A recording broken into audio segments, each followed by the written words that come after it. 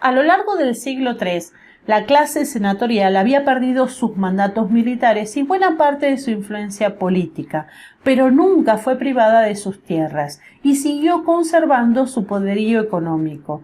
De hecho, la aristocracia senatorial de Occidente, propietaria de grandes latifundios, con las modificaciones en los procesos de producción, como dijimos, se había recuperado económicamente y durante el siglo IV sus ingresos fueron aproximadamente 5 veces mayores comparados con los del siglo I. ¿Y qué pasó con el Estado?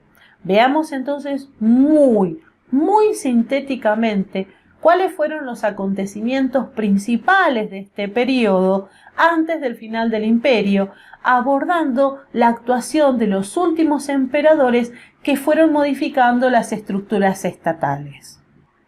A finales del siglo III, un oficial de una de las guardias del emperador asesinado accedió al trono. Este dato por sí mismo no significa nada, ya que durante todo el siglo III vamos a encontrar una serie de emperadores asesinados por usurpadores. Pero quien asume como emperador, Diocleciano, marcó un periodo fundamental debido a los cambios que va a realizar en la estructura y organización del imperio.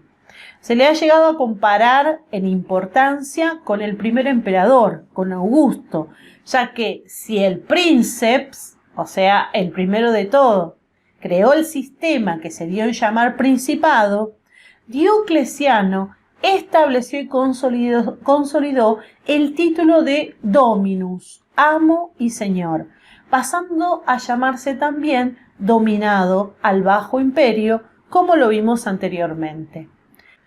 La primera decisión que tomó como emperador fue la de dividir el Imperio Romano en 2 mitades.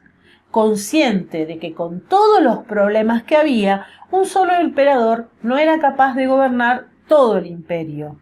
Entonces formó lo que se conoce como tetrarquía o gobierno de 4. Ustedes se dirán, ¿pero cómo? Se acaba de decir que dividió el imperio en 2 partes. Sí, efectivamente, 2 emperadores, uno por cada parte del imperio. Pero a su vez, cada emperador, que también era llamado Augusto, estaría secundado por un César o viceemperador encargado del mantenimiento de las fronteras. Por eso son 4 gobernantes, 2 Augustos y 2 Césares. Esto no supuso la división del imperio conceptualmente, sino geográficamente para su mejor administración, ya que se mantuvo la unidad aunque cada gobernante controlaba una parte, una región del imperio. Pero cada victoria era celebrada y asumida por todos, al igual que los edictos de gobierno, eran avalados por los 4. Es necesario aclarar que este tipo de sistema se mantuvo por la autoridad y respeto que ejercía Diocleciano sobre los demás. Pero Diocleciano no gobernaba desde Roma.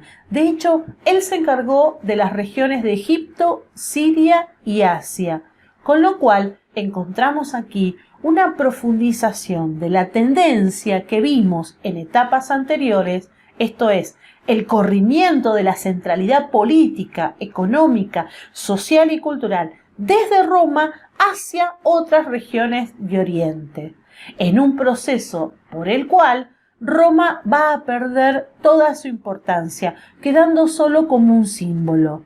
Por eso no nos debe extrañar que más adelante Constantino, el sucesor de Diocleciano, estableciera la capital del imperio en Bizancio, que pasaría a llamarse Constantinopla. Ahora, este proceso también permitió a Diocleciano realizar importantes reformas políticas. Habíamos dicho que se hizo llamar Dominus o incluso Dominus et Deus, que significa Señor y Dios. Esto cambia profundamente la naturaleza del gobierno del imperio, virando hacia una monarquía absoluta y de derecho divino, del tipo de las que se planteaban en Oriente. Y esto no debe tomarse como algo que inventa Diocleciano. Nosotros ya habíamos visto que de la crisis del siglo III, El Imperio Romano salió profundamente transformado. La base del Estado ya no estaba en el conjunto de los ciudadanos, sino en la fuerza militar. Pero además, el Estado fue asumiendo rasgos cada vez más autoritarios.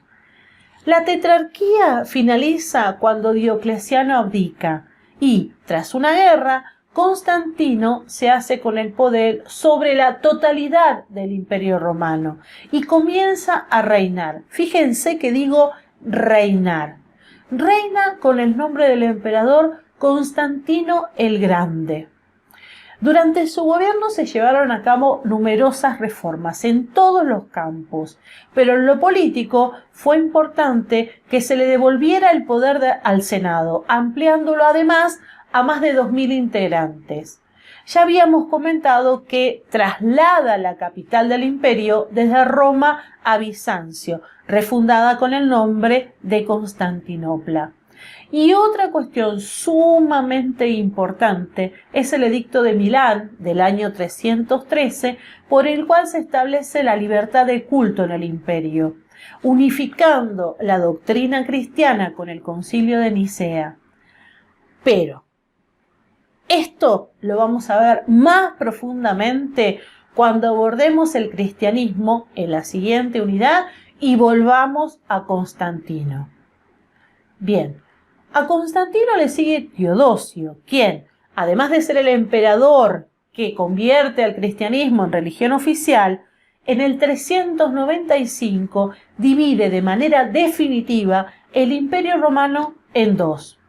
Nombra a su hijo Honorio emperador de Occidente y a su otro hijo Arcadio lo nombra emperador de Oriente.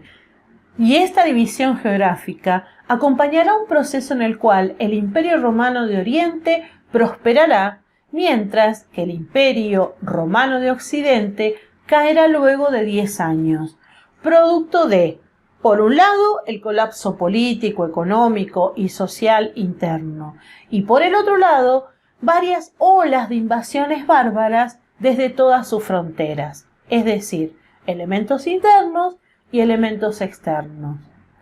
En el 476, Odoacro, jefe de los Érulos, un grupo germano, entra en Roma, destituye al joven emperador Rómulo Augustulo y se hace proclamar rey de Italia con el apoyo de su ejército.